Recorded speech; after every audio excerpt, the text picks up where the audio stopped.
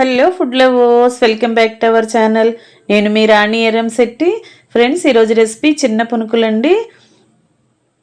Hotel style చిన్న పునుకులు చాలా చాలా టేస్టీగా ఉంటాయి.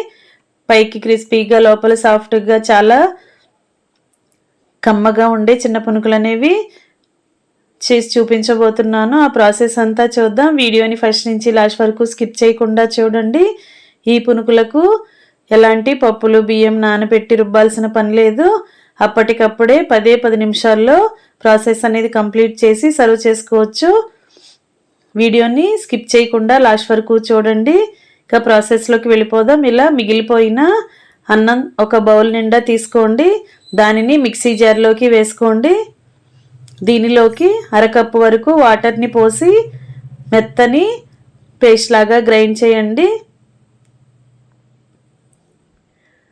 అప్పటికప్పుడు ఉడికించుకున్న అన్నమైనా కూడా వాడుకోవచ్చు, లేదంటే మిగిలిపోయిన అన్నంతో కూడా మనం ఈ చిన్న పునుకులు అనేవి చేసుకోవచ్చండి. ఇలా అన్నం అంతా కూడా మెత్తగా పేస్ట్ లాగా గ్రైండ్ అయింది కదా. ఈ విధంగా గ్రైండ్ చేసుకున్న దానిని ఒక బౌల్లోకి వేసుకుందాం. అన్నం మెతుకులు అనేవి ఎక్కడా కూడా తగలకుండా మొత్తం అంతా కూడా మెత్తగా పేస్ట్ లాగా గ్రైండ్ అవ్వాలి. అంతవరకు కూడా గ్రైండ్ చేసుకోండి. అవసరం అనుకుంటే కొంచెం కొంచెంగా వాటర్ని యాడ్ చేస్తూ గ్రైండ్ చేసుకోవచ్చు. ఇలా మొత్తం అంతా మిక్సింగ్ బౌల్లోకి వేసుకున్నాం కదా. ఇప్పుడు ఏ కప్పుతో మనం అన్నం కొలుచుకు తీసుకున్నామో అదే కప్పుతో 1 కప్పు అన్నం తీసుకున్నాం కదా, 2 కప్పుల వరకు పొడి బియ్యం పిండిని తీసుకోండి. దీనిలోకి టేస్ట్కి సరిపడా సాల్ట్ వేసుకోండి. ఒక అర టీ స్పూన్ జీలకర్రను కూడా వేసుకుని సన్నగా కట్ చేసి పెట్టుకున్న అల్లం ముక్కల్ని కూడా కొన్ని వేసుకోండి.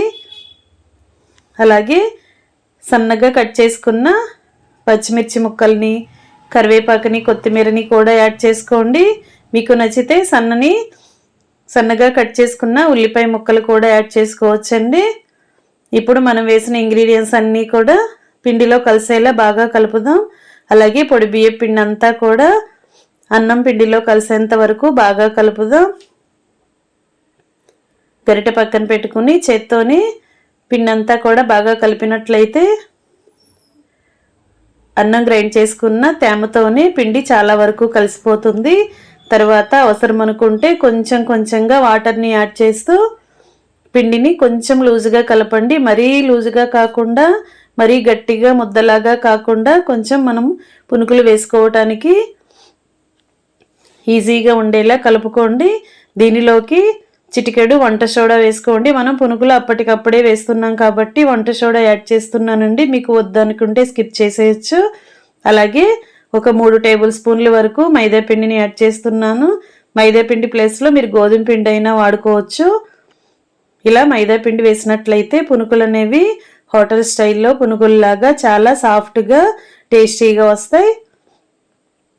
ఇలా పిండి అంతా కూడా బాగా కలిసేలా కలుపుకున్నాం కదా. ఇప్పుడు గిన్నెలో వాటర్ తీసుకుని చేతిని వాటర్తో తడుపుకుంటూ పిండిని తడి చేత్తో ఇలా మరొకసారి బాగా కలిపి ఇలా వేళ్లతో బీట్ చేస్తున్నట్లుగా కలిపినట్లయితే మనం వేసిన వంట సోడా కానీ మైదా పిండి కానీ బాగా కలుస్తాయి.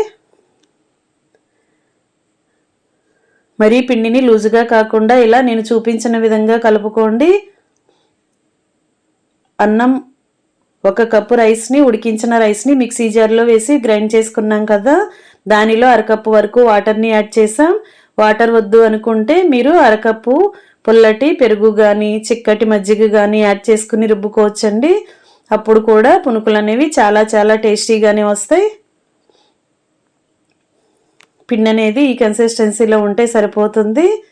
కలుపుకోవటం కంప్లీట్ అయింది కదా. ఇంకా డీప్ ఫ్రై స్టార్ట్ చేద్దాం. స్టవ్ ఆన్ చేసి కళాయి పెట్టుకుని డీప్ ఫ్రైకి సరిపడా ఆయిల్ పోయండి. ఆయిల్ కాగిన తర్వాత చేతిని కొంచెంగా వాటర్తో తడుపుకుంటూ తడి చేత్తో కొంచెం కొంచెంగా పిండిని తీసుకుంటూ ఇలా ఆయిల్లో చిన్న చిన్న పునుగుల్లాగా వేసుకోండి.